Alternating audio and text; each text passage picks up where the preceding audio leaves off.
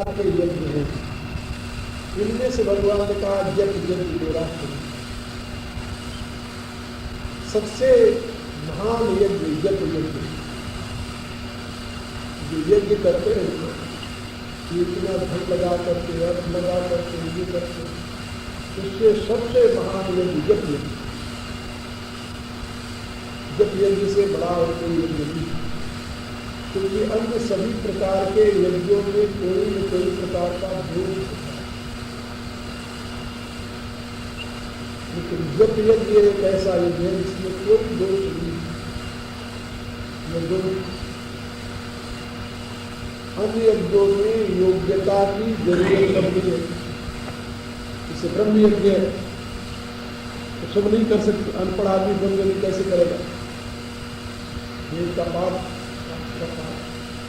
ब्रह्म यज्ञ, ज्ञान यज्ञ तो सब तो नहीं कर सकते। द्रव्य यज्ञ है, जिसके पास बेचारे खाने के लिए द्रव्य विकास करेगा। तो अनेक प्रकार के यज्ञों में एक तो वो यज्ञ योग्यता से संबंधित है और परिस्थिति से संबंधित है और काल से संबंधित है। यज्ञ की क्रिया जो है वो देश काल परिस्थिति से संबंधित है। देश काल पर हर एक देश में यज्ञ नहीं होता, हर एक काल में यज्ञ नहीं होता, हर एक परिस्थिति में नहीं होता। और वह योग्यता सामर्थ्य से भी संबंधित है। लेकिन जप यज्ञ एक ऐसा यज्ञ है जिसके लिए किसी की जरूरत नहीं। हर एक देश में, हर एक काल में, हर एक परिस्थिति में, हर एक व्यक्ति, अमीर हो, गरीब हो, पवित्र हो, अपवित्र हो, किसी भी अवस्था में हो, किसी भी परिस्थिति में हो, जप यज्ञ कर सकता है। गुरु प्रदत्त मंत्र का जाप ही जप यज्ञ कहा जाता है। गुरु प्रदत्त मंत्र जो है इसका जो जाप है इसी का नाम है जप यज्ञ। वो यदि नियमित रूप से किया जाए तो यज्ञ होता है। सवेरे उठो, बैठो, शांति से मंत्र का जाप, गुरु प्रदत्त मंत्र जाप में और इनमें अंतर है।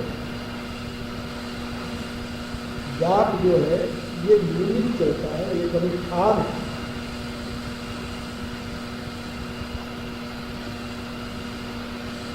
और जाप जो है वो मंत्र का है।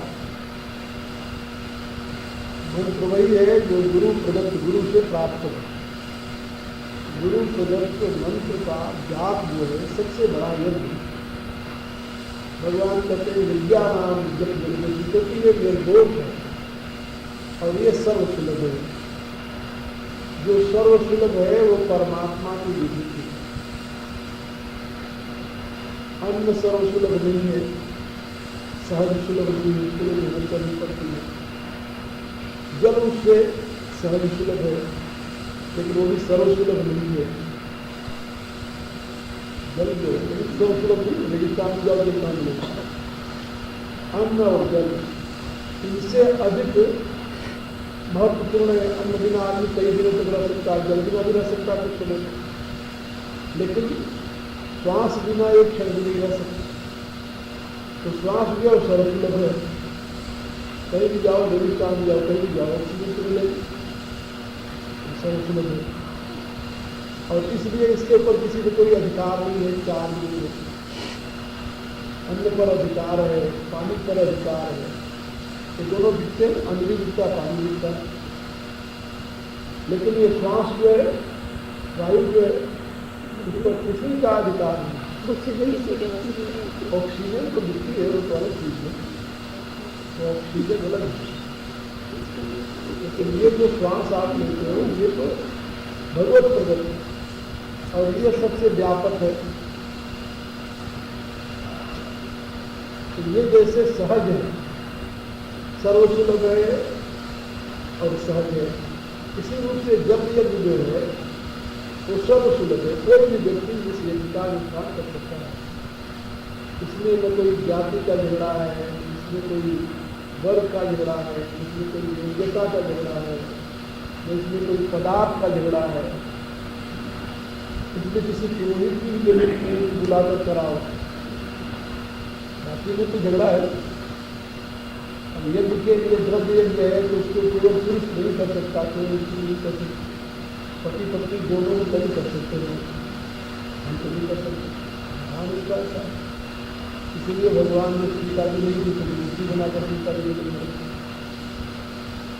लेकिन इसके जप यज्ञ के लिए ऐसी कोई व्यवस्था नहीं, कि सर्व सुलभ है और सहज श्वास के साथ इसका सुमिरन और विशेष रूप से इसके अर्थ का चिंतन।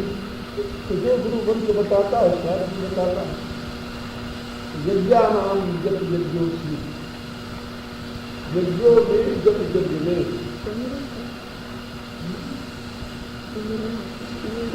सुमिरन होता है। सुमिरन में चलते फिरते उठते बैठते जो परमात्मा में चित्त की वृत्ति लगी रहती है उसको सुमिरन, इष्ट की चित्त में चित्त की वृत्ति लगी उसको सुमिरन। इसलिए सुमिरन किया नहीं जाता, सुमिरन होता। कबीर ने कहा जैसे माँ तो अपने छोटे बच्चे की हमेशा याद बनी ही रहती, उसको करना नहीं पड़ता, उसके लिए बैठ के मारा थोड़ी करना पड़ता, तो बढ़िया पार्टी गई। तो उन्होंने उदाहरण दिया, सुमिरन तो मन लाई दिन सुन भी सुना, कल कभी विचारों कर करोड़ विचरना, नई सुई हुई गई जो है तो वहाँ खाते रहते तो हिंदू करते रहते तो देखते रोटी, और जरा सा उसके बच्चे के पास कोई चला जाए तो एक कुटिया यहाँ बैठी हुई है, मजाल के उसके छोटे बच्चे के पास कोई जाए, शेरी जाती तो मैं हॉल करती हूँ। हाँ, जिसको जानती कि ये कोई मारेंगे नहीं, तो दूसरा आदमी उनके पास चला जाए, तो वहाँ बैठी रहती है और वहीं बैठी रहती। ये जो है इसको कहते हैं सुमिरन, सहज स्नेह से सुमिरन होता है। जिसका जिसमें सहज प्रेम हो जाए उससे उसका सुमिरन बना रहता है। बाकी जाप जो है वो तो एक निष्ठा, गुरु प्रदत्त मंत्र को नियमित रूप से जपना माला के साथ, उसका नियम होता है। जितने अक्षर का मंत्र है उतने हजार है जैसे ये जाप फिर जप यज्ञ। तो भगवान कहते हैं अन्य यज्ञों में जो दोष है परतंत्रता है, इस यज्ञ में न दोष है न परतंत्रता है। इसलिए यज्ञानाम यज्ञोस्मि और स्थावराणाम से स्थावराणाम हिमालय, और जो स्थावर माने स्थायी तत्व है उसमें हिमालय भगवान के गुरु। हिमालय का दर्शन करो तो भगवान का दर्शन करो, समुद्र का दर्शन करो तो भगवान का दर्शन करो। जो भगवान की विभूतियां हैं उनके दर्शन से भगवान का ही दर्शन होता है। इसीलिए हमारे यहाँ हिंदू धर्म में हिमालय से और अधिक पवित्र कोई व्यक्ति नहीं,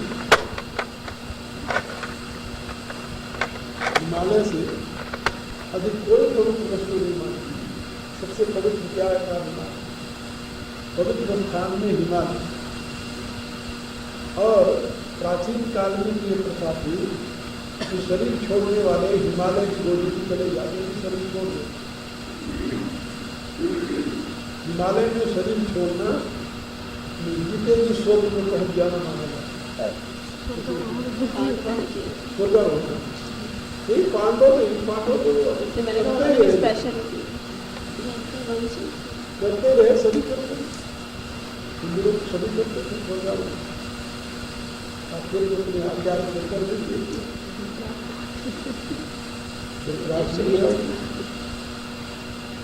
क्योंकि दूसरा कोई आश्रय ही नहीं।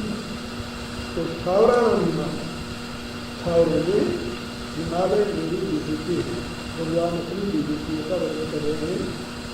ये सब विशिष्टा व्यक्ति है परमात्मा। इन पदार्थों को देखकर परमात्मा की महिमा का बोध है।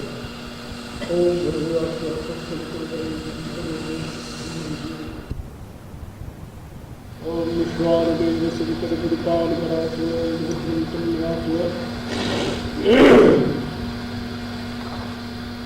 ओम कृष्णाय वासुदेवाय हरे परमात्मने प्रणतनाशाय गोविंदाय नमः। ओम देवं तं देवं अवज्ञानंदं देवकी परमानंदं सुखं वन्दे जगद्गुरुं नारायणं नमस्कृत्य नरं चैव नरोत्तमं सहस्रं व्यासं ततो जयमुदीरयेत। ओम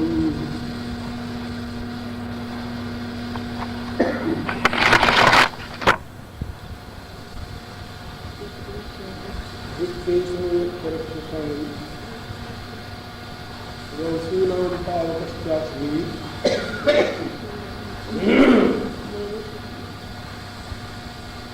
मेरुशिखरिणामहं क्रोधसां च मुख्यं मां बुद्धिपार्थ बृहस्पतिं सेनानीनामहं स्कन्धः स्वरसामर्थ्यसागर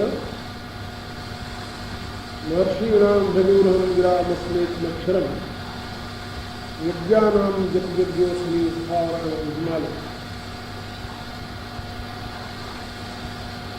करुणानिधान भगवान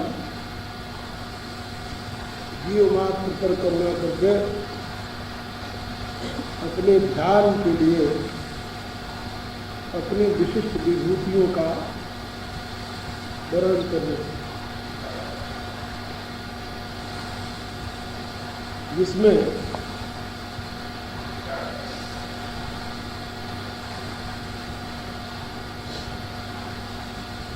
ग्यारह रुद्रों के अधिपति भगवान शंकर मैं हूँ,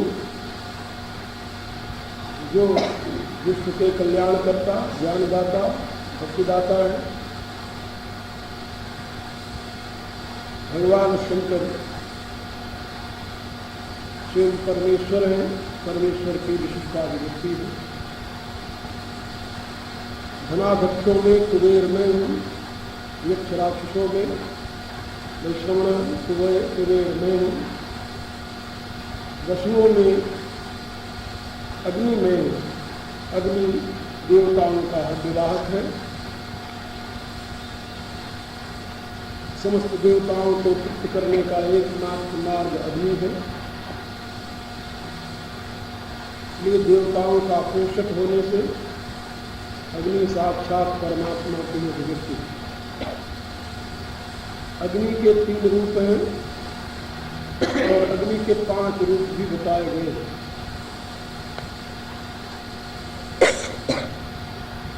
वेद में देवलोक की अग्नि, अंतरिक्ष की अग्नि और मृतलोक की अग्नि।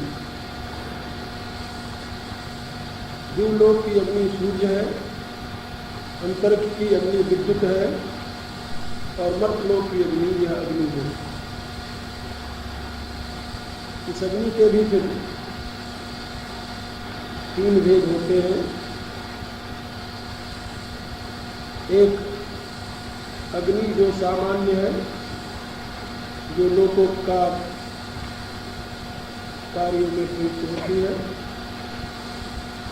एक बड़वाग्नि है, जो समुद्र के जल को अपने सीमा में रखती है। एक दावाग्नि है, जो जंगल समूह को भस्म कर जाती है।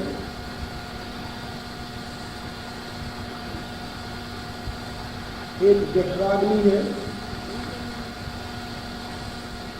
जो उदर में स्थित होकर के सभी के खाए हुए अन्नों को पचाती है। इसको वैश्वानर अग्नि भी कहते हैं।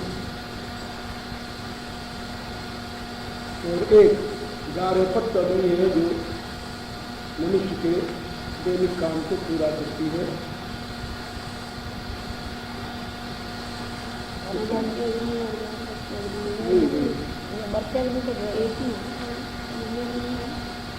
सामान्य अग्नि कोई गार्हपत्य। एक यज्ञाग्नि, जिससे यज्ञादि सत्कर्मों का अनुष्ठान होता है।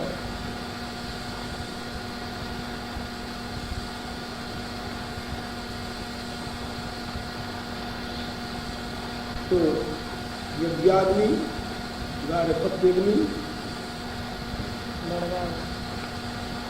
और अनेक प्रकार की अग्नि होती। वेद में जहाँ पंचाग्नि विद्या है वहाँ 5 प्रकार की अग्नि बताई गई है।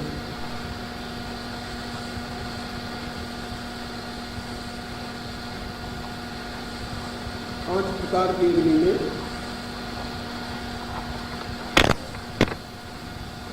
वेद में कुछ नाम है। गार्हपत्याग्नि,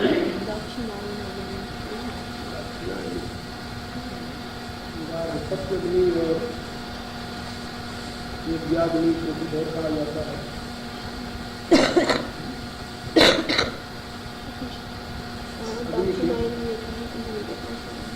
उपनिषदों में इसकी व्याख्या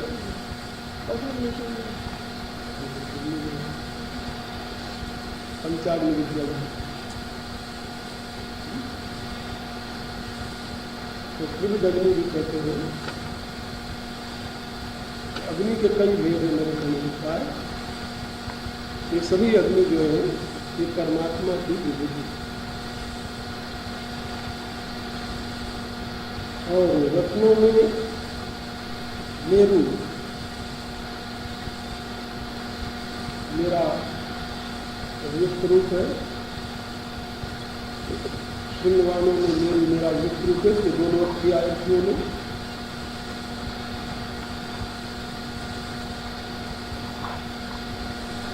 लोक कल्याण में सतत निरत रहने वाले प्रसिद्ध पुरोधा बृहस्पति भगवान के ही स्वरूप है। बृहस्पति, ब्रह्मणस्पति, महस्पति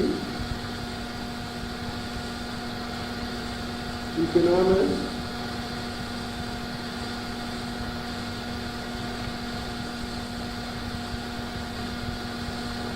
वेद में भी सृष्टिनो बृहस्पतिर्दधातु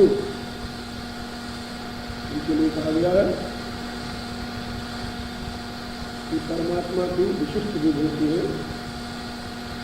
सृष्टिनो इंद्रो बृहस्पतिः कृष्ण पूर्वा विश्ववेदा सृष्टिनस्तारक्ष्यो अरिष्टनेमि सृष्टिनो बृहस्पतिर्दधातु। इन 4 के विशेषण है अलग अलग। वृद्धस्रवा विशेषण है इंद्र का। सृष्टिनो इंद्रो वृद्धस्रवा। वृद्धस्रवा इंद्र न स्वस्ति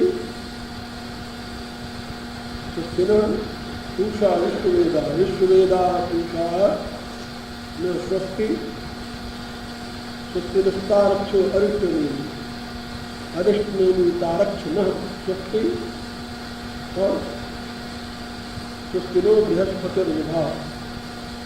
बृहस्पति न स्वस्ति दधातु। महान कीर्ति वाले बुद्धस्रवा का होता है विस्तृत कीर्ति वाले इंद्र हमारे लिए कल्याणकारी है। कल्याण को धारण कर कल्याण दाता हो। विश्व के ज्ञाता, ज्ञान के भंडार, पूषा देवता हमारे लिए कल्याण का सृजन करे, कल्याणकारी हो। अरिष्टनेमि कारक नामक देवता, अरिष्टों का नाश करने वाले, अरिष्ट को दूर करने वाले तो तारक जरूर महाराज हो, जरूर देव हो तो हमारे लिए कल्याणकारी हो। और भगवान बृहस्पति हमारे लिए कल्याण को धारण करें, कल्याणकारी। उन्हीं बृहस्पति की महिमा यहाँ पर भगवान ने कहा कि मेरी विभूति है। और सेनानी नाम स्कंध भगवान शंकर के वीर्य से उत्पन्न हुए स्कंद, कृतिकाओं द्वारा पोषित स्कंद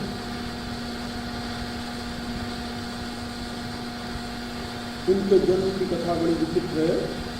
शिवपुराण में। तो भगवान शंकर के युद्ध से उन्होंने के नाते इनका नाम कंध है, और फिर कामों द्वारा पोषित होने के नाते इनका नाम कार्तिकेय है।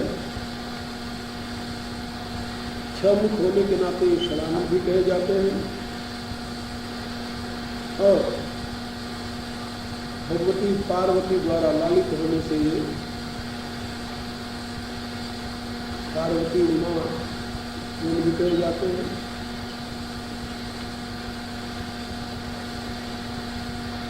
तो भगवान कहते हैं कि देवताओं के जो सेनापति चंद्र वो मेरा स्वरूप है, और जो अचल जल है वो सरसा मछली सागर है, वह समुद्र मेरी विभूति है। समुद्र सही में भगवान का स्वरूप है, भगवान की महिमा है। जो महान है वो भगवान है, समुद्र से महान कौन हो सकता है? महर्षि नाम भृगु, महर्षियों में भृगु में भृगु है ब्रह्मदेव के मानस पुत्र है, और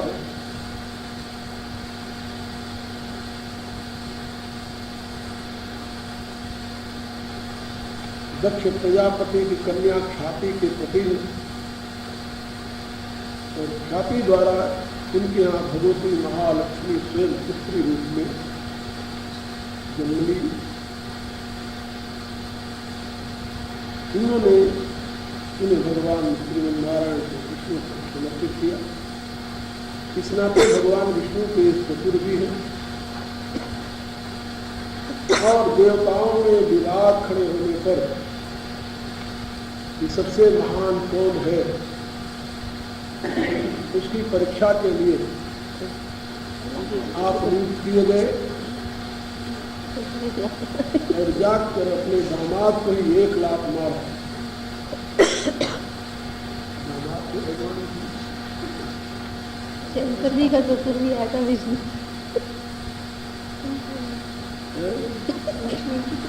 लक्ष्मी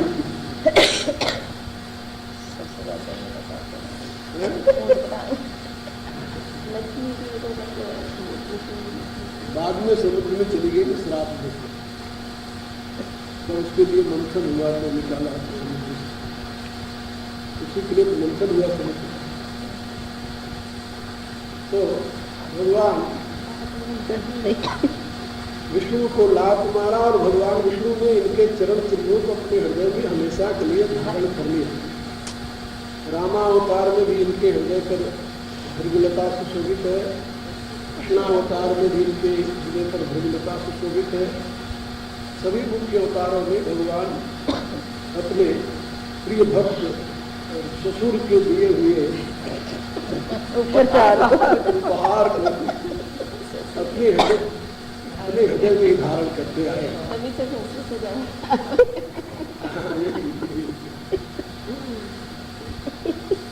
क्योंकि असारे कल संसारे सारम सुसूरत नीतिकार ने लिखा कि इस असार संसार में सुसूर का घर ही एक सार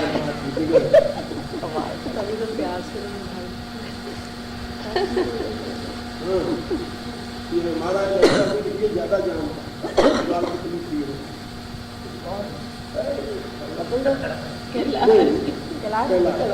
कैलाश का नाम तो है, ठीक है। आरम से शुरू जरा हिमालय से थे हरि से थे माँ। हाँ भाई, तुम जाकर ससुराल में क्यों न रहने लगे? कहा कि ये तो हम अकेले थोड़ी करते, तो भगवान संख्या में भी जाकर ससुराल में डेरा डाले, और भगवान विष्णु भी जाकर ससुराल में डेरा डाले। तो जो जो हमारे बड़े लोग करें वही हमें भी करना चाहिए। यदि जाकर हमारे भी सोच तो रहे थे, लेकिन बात नहीं।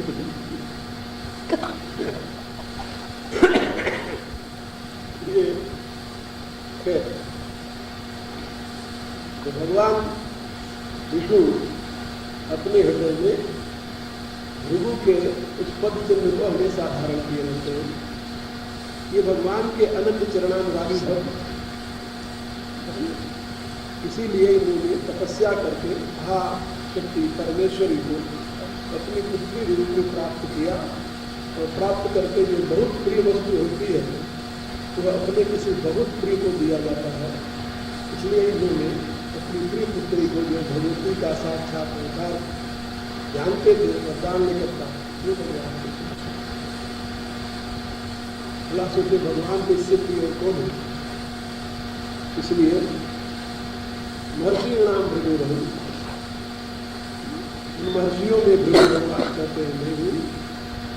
और गिराम अस्मि एकम अक्षर, और वाणी में जो एक अक्षर शब्द है ओम का भगवान कहते हैं मेरा स्वरूप है तो मैं।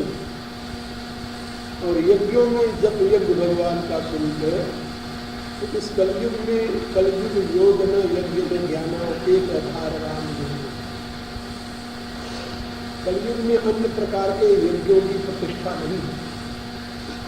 क्यों नहीं है कि अन्य प्रकार के यज्ञों में द्रव्य शुद्धि, कर्म शुद्धि, कर्ता शुद्धि, साधन शुद्धि, ये सब की बड़ी महिमा। बिना इसके यज्ञ जो है ये पूर्ण नहीं होते। इस युग में न द्रव्य शुद्धि है, न कर्ता शुद्धि है, कर्म शुद्धि है, न साधन शुद्धि है। ये सब शुद्धि समाप्त हो, सर्वत्र पवित्रता। यज्ञ करने वाला भी, यज्ञ कराने वाला भी, यज्ञ के लिए सामग्री भी, कहीं कुछ भी शुद्ध नहीं है। एक बार 1962 में जब अब तक गई यज्ञ हुआ, योग आया 1962 में, तो भारत में बड़े बड़े यज्ञ किए थे। एक यज्ञ ने मुझे बुला दिया, मुझे कहा भाई मैं यज्ञ में विश्वास नहीं करता, तुमके लिए परेशान करें। लेकिन वो मेरे इतने प्रीमित थे तो माने नहीं भैया कि आपके आए बिना मैं करूँगा नहीं, उनका करना जरूर है, जरूर करना। कौन सी महाराज अब उनके बाद तो मुझे भी नहीं सिखाने चला गया तो मुझे पता चला कि उसका मुख्य यजमान वहाँ का एक करोड़पति आदमी, और उस करोड़पति के विषय में ये प्रचलित था कि इसमें ऐसा कंजूस है कोई आदमी नहीं। क्या उसको उन्होंने बना दिया मुख्य यजमान। और मैं व्याख्यान देने लगा तो मुझे आया मैं साफ सबको विचार विश्वास नहीं करता। एकता के यज्ञों में उन लोगों का ही भय लगता है जो जनता के खींच कर इकट्ठा किए रहते हैं। ये द्रव्य की अशुद्धि जो है कि आप लोग ये न समझे ये यज्ञ में घी पड़ता है, घी नहीं पड़ता है। ये तो दुखी दीनों की आह से भरे हुए उनके रक्त परिणाम होता है। ये सुना पंडित सारे बिगड़ गए। पंडित सारे बिगड़ गए तो धर्माध्यक्ष जो वहां के थे उदयपुर महाराणा के,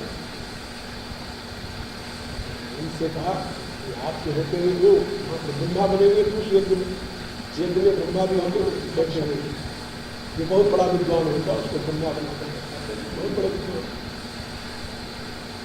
विठल देव शास्त्री।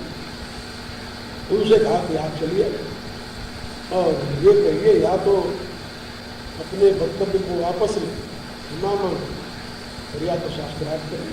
उन्होंने कहा नहीं देखो बात यह है कि मैं बाबरा जी के पास शास्त्रार्थ को जा नहीं सकता, मेरी हिम्मत नहीं है।